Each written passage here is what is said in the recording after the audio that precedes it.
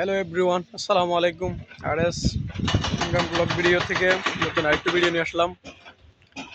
অনেক উঁচু একটা জায়গাতে দাঁড়িয়ে আছি, দেখতেছেন। এটার উপরে আরও আছে, শুধু এটা যে উঁচু তা না, উপরে আরও আছে, আপনাদেরকে দেখাবো। এটার উপর থেকে আসলে পূর্বাচলের ভিউটা অসাধারণ দেখা যায়।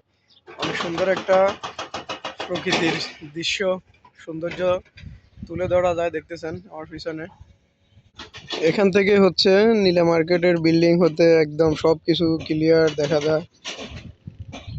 একদম ঢাকা মহাসড়ক বাইপাস রোডের সেটাও কিন্তু দেখা যায়। সুন্দর একটা জায়গা, দেখতেছেন। যে পরিমাণ বাতাসের কারণে আরো ভালো লাগতেছে, অসাধারণ। যেটার উপরে দাঁড়িয়ে আছি দেখতেছেন, এগুলো হচ্ছে একটা ডাকনাগুলোর উপরে কারেন্টের লাইন। তো এই জায়গাটা আমার কাছে একটু রিস্ক বলে মনে হচ্ছে। তো এখান থেকে দেখি, এখান থেকে সরে যায়, গিয়ে আর একটু উপরে ওঠার চেষ্টা করি। সঙ্গে থাকুন এবং দেখতে থাকুন। তখন ছিলাম একটু নিচে, এখন উঠতে উঠতে উঠে যাচ্ছি আরো অনেক উপরে। এই সিঁড়ি দিয়ে কিন্তু চলে আসছি উপরে, অনেক দূর, আরো উপরে যাওয়া যাবে। আমি আর উপরে যেতে চাচ্ছি না। ওয়াও, এখান থেকে তো একদম পূর্বাচলের একদম দেখো ফলকগুলো খুব সুন্দর দেখা যাচ্ছে। ঘাসে একদম প্রকৃতির সবুজে কিন্তু একদম অস্থির লাগতেছে, দেখতেছেন পিছনের ভিউটা।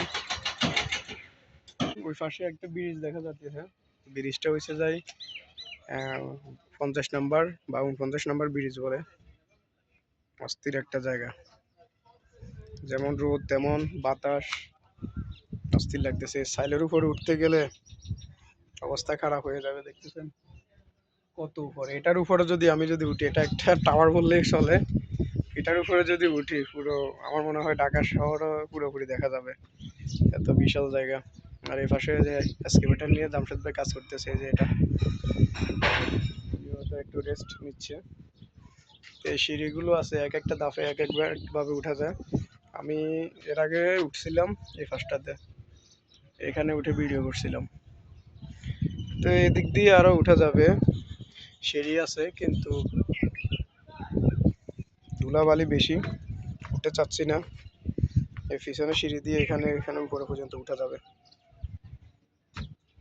খুব সুন্দর একটি জায়গা, এখান থেকে আসলে সুন্দরভাবে উপভোগ করা যাচ্ছে।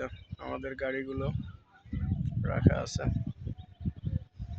তো ভিডিওটি কেমন লাগছে, কেমন হচ্ছে অবশ্যই জানাবেন, লাইক কমেন্ট শেয়ার করে। তো সবাই ভালো থাকবেন, সুস্থ থাকবেন, আল্লাহ হাফেজ।